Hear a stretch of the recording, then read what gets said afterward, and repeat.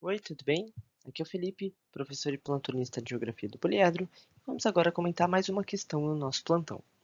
Vamos comentar uma questão teórica bastante interessante, que é a seguinte: por que zonas de subducção podem formar fossas oceânicas?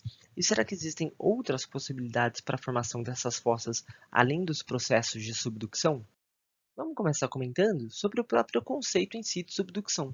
E olha só, quando a gente fala de subducção, a gente está falando de contato convergente de placas tectônicas diferentes, mas nem toda área de convergência tectônica vai implicar em subducção.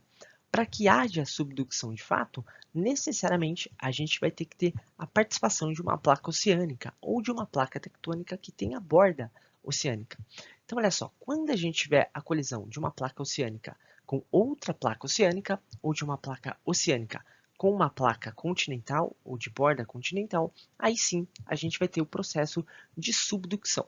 Esse processo ocorre porque as placas oceânicas são tipicamente mais densas do que as placas continentais, justamente por conta do tipo de material que compõe a crosta no caso das placas oceânicas. E por conta disso, elas, entre aspas, afundam, elas de fato se deslocam em direção ao manto. Olha só, aqui a gente tem uma representação de uma área de convergência tectônica envolvendo duas placas de borda oceânica ou duas placas oceânicas. Aqui, tipicamente, a placa que for um pouquinho mais densa vai ser a placa de subducção, ou seja, a placa que vai afundar, vai deslizar em direção ao manto. Quando isso acontecer, a gente vai ter a formação de um plano de subducção, ou seja, na verdade, é um plano de contato, de atrito entre as placas tectônicas que estão em colisão, entre essas diferentes placas tectônicas. O plano de subducção ele pode ser conhecido também como zona de Benioff, que na verdade é uma zona ou plano de contato de fato entre as placas que pode chegar a ter 700 quilômetros de profundidade, quando a gente considera a parte mais superficial das placas até a parte mais profunda ali da placa de subducção que está de fato afundando no manto. E como é que a fossa se forma? Na verdade, as fossas, elas são o ponto mais superficial do plano de subducção. Na verdade, é aquela porção mais superficial de fato daquela área de contato entre essas placas tectônicas convergentes. Na verdade, olha só, a gente deve observar que as placas estão em contato, mas as partes mais superficiais não estão totalmente coladas. O contato, na verdade, de placas não é integral. Existe uma pressão maior de contato justamente nas partes mais profundas, mas na parte bem inicial ali do plano de subducção, às vezes 0,5%, 1% do plano de subducção, as placas não estão totalmente encostadas.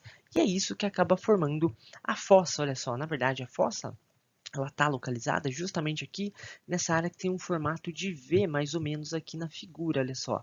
Se você observar, essa porção mais superficial aqui do plano de subducção, e ela se estende ao longo de toda a zona de contato aqui entre essas duas placas tectônicas.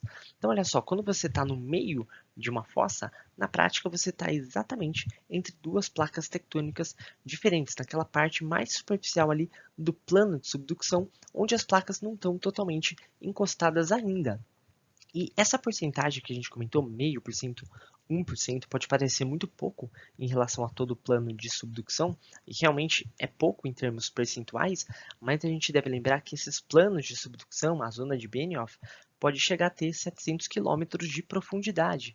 Então, se a gente tiver, na verdade, 1% ali desse plano de subducção, onde as placas não estão totalmente encostadas, a gente vai estar falando de uma fossa de 7 quilômetros de profundidade, ou seja, muito fundo.